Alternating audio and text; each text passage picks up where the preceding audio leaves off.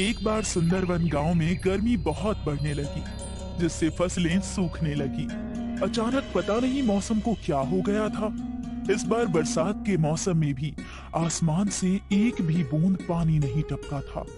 सुंदरवन गांव के सभी लोग बहुत परेशान हो गए। आखिरकार उन्हें पानी के लिए दर दर भटकना पड़ रहा था। पता नहीं इस बार इंद्रदेव हमसे क्यों नाराज है।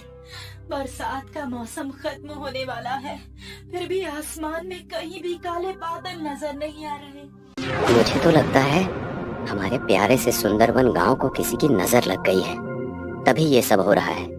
नहीं तो आज तक कभी भी ऐसे हालात देखने को नहीं मिले थे।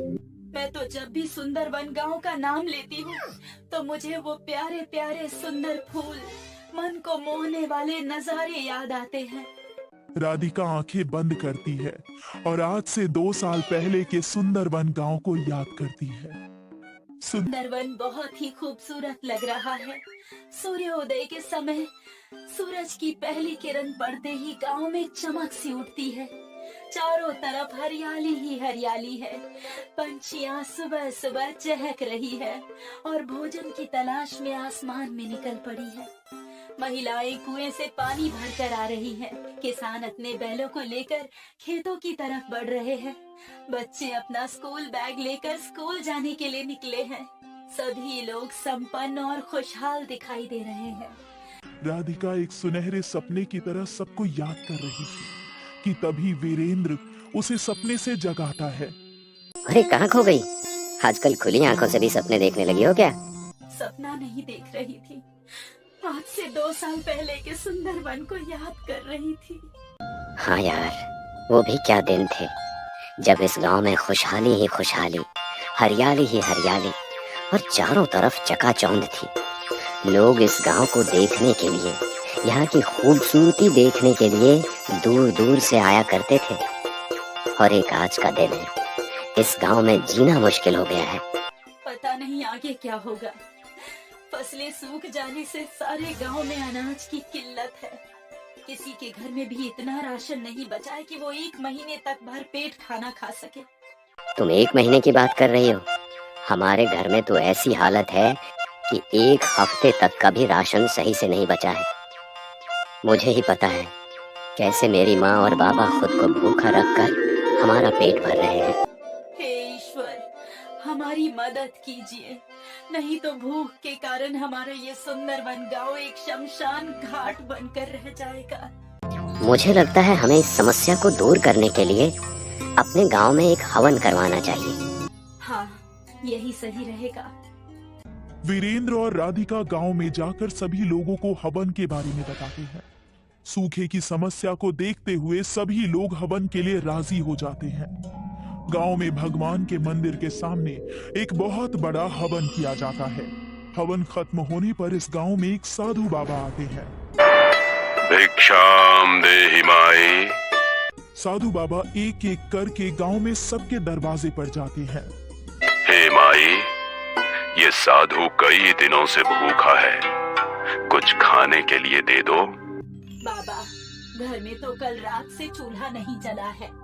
मैं एक दिन छोड़कर एक दिन खाना बनाती हूँ, क्योंकि घर में पर्याप्त राशन नहीं है। ये सुनकर साधु बाबा जैसे ही इस घर से निकलने लगते हैं, वो औरत साधु बाबा को आवाज लगाती है। रुक जाइए बाबा, आप मेरे द्वार से खाली हाथ नहीं जा सकते। और वो औरत घर में जो भी राशन बचा है वो साधु बाबा की झोली में डाल देती है। ईश्वर तुम्हारी रक्षा करे और तुम्हारे सारे संकटों को दूर करे। साधु उस औरत को आशीर्वाद देकर और भिक्षा लेकर वहां से दूसरे घर की तरफ चले जाते हैं। साधु को एक कुटिया दिखाई देती है जिसमें एक परिवार खाना खा रहे हैं। भिक्षाम देहि। साधु की आवाज सुनकर परिवार का मुखिया बाहर आता है और उन्हें अपने हिस्से का खाना दे देता है। साधु उस मुखिया के हिस्से की एक रोटी खाते हैं, पर उससे साधु का पेट नहीं भरता। साधु के चेहरे पर असंतुष्टि के भाव देखकर परिवार का मुखिया अंदर जाता है और अपनी बीवी का खाना लाकर भी साधु बाबा को दे देता है। साधु बाबा ये एक रोटी और खा लेते हैं, पर इससे भी उनका पेट नहीं भरता। हे सज्जन पुरुष, तुमने ये अधूरा खाना खिलाकर मेरी भूख को और भी बढ़ा दिया है। ये लीजिए बाबा, आप मेरा भी खाना खा लीजिए। ये लीजिए साधु बाबा, आप मेरे हिस्से का भी खाना खा लीजिए और अपनी भूख मिटाइए। साधु बाबा ये सारा खाना खाते हैं और इस परिवार की सेवा भक्ति को देखकर इन्हें आशीर्वाद देते हैं। हे सज्जन पुरुष, मैं तुम्हारी सेवा और दान प्रवृत्ति देखकर बहुत खुश और चकित रह गया हूँ। तुमने और तुम्हारे परिवार ने खुद को भूखा रखकर आज मेरा पेट भरा है। ईश्वर तुम्हारी रक्षा करे, तुम्हारे सभी कष्टों को दूर करे। साधु बाबा इनको आशीर्वाद देकर अगले घर के दरवाजे की तरफ बढ़ते हैं।